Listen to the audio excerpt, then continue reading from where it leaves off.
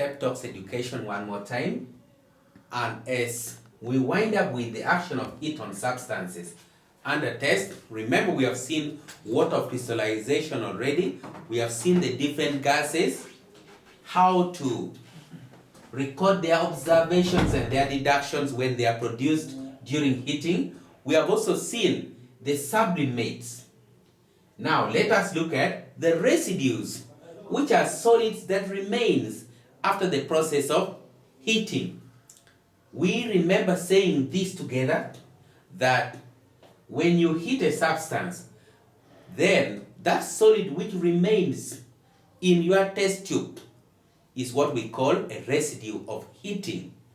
So that residue, you don't have to discard it. Take note of its color when it is still hot, and leave it when it cools down also. Take note of its color. So we are going to look at these residues here one by one. One, you may have a white residue. To throw more light here, I want us to know that in most of these heating processes here, a residue that remains is highly likely to be the oxide of that particular metal ion of that cation. That means I can have calcium oxide, magnesium oxide, zinc oxide, aluminum oxide, lead 2 oxide, copper 2 oxide, iron 2 oxide, and iron 3 oxide. These are the likely residues. So we must know their colors. Now, if I have got a white residue, it means that I'm likely to have the oxides of calcium, magnesium, aluminum, because these oxides here, they do not change in color. They are simply white. So that means that we have got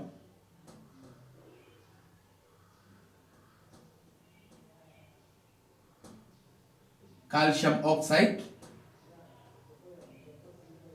magnesium oxide, or aluminum oxide formed. Therefore, let me use the word or. Therefore, we have calcium ion, magnesium ion, or aluminum ion in that substance that you heated. Remember that we are dealing here with the colors. So those oxides are white in color, and their colors do not change even when they cool down. So that is one of the residues that we are likely to get, a white residue, and remains white. Now we may have a brown, or you can say a red-brown residue, and this red residue does not turn to any other color. So in this case, it means that it is likely to be iron 3 oxide that has been formed, and therefore we may be having iron 3 iron, which has also, or which is in that substance under test. So we may have a brown residue which does not change in color, by the way, just brown in color. We can have a black residue. A black residue, this one is the color of copper 2 oxide which has been formed, and therefore there is copper 2 ion in that substance that formed the copper 2 oxide. You could have heated a brown powder and then it left a black residue. That means if it is copper 2 carbonate which you heated, it decomposed and gave you a black residue, that is, in this case, copper 2 oxide. And it means that that substance you heated contains copper 2 ion. Now let us look at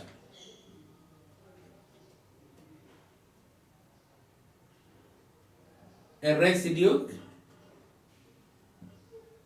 which is white, which is yellow, when hot, and white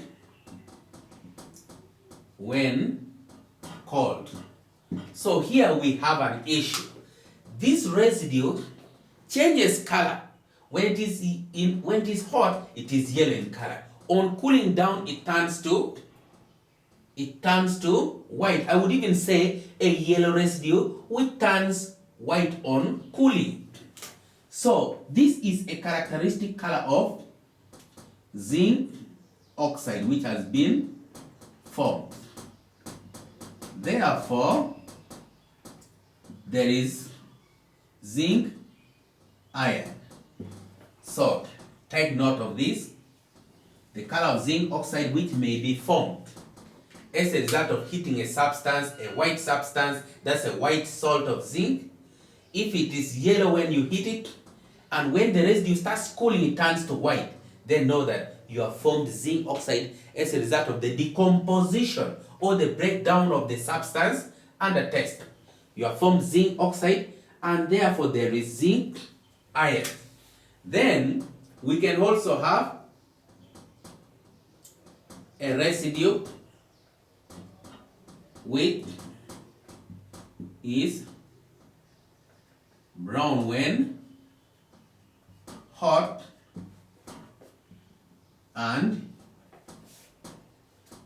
yellow when cold. If your residue is brown when hot and then on cooling it turns to yellow, be very keen here. Take good note of the colors in this case. Brown is quite different from yellow. Yellow is light.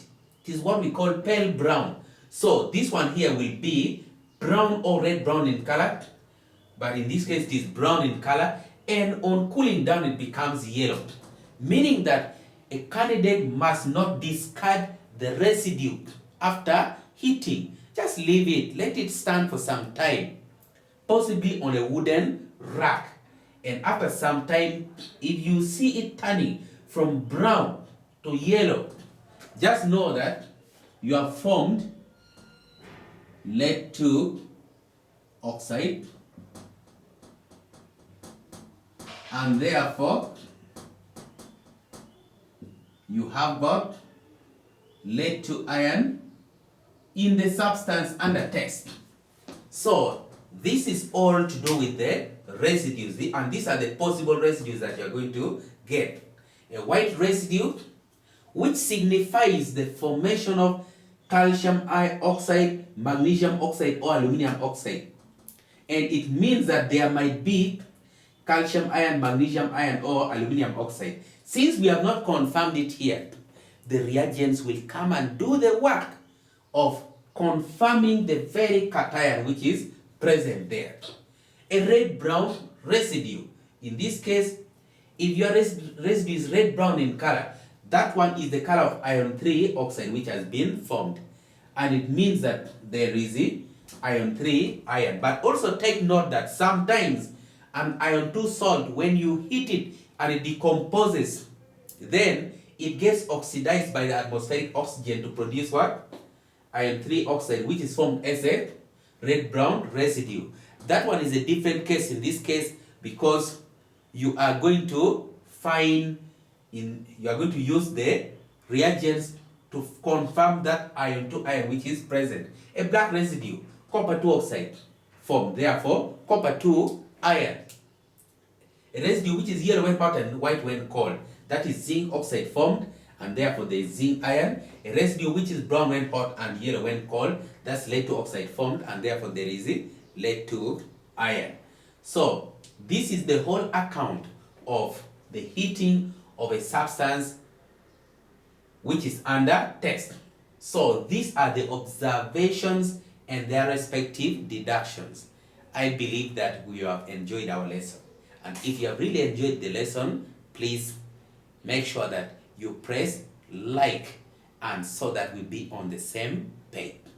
Tech Talks Education, thank you for watching.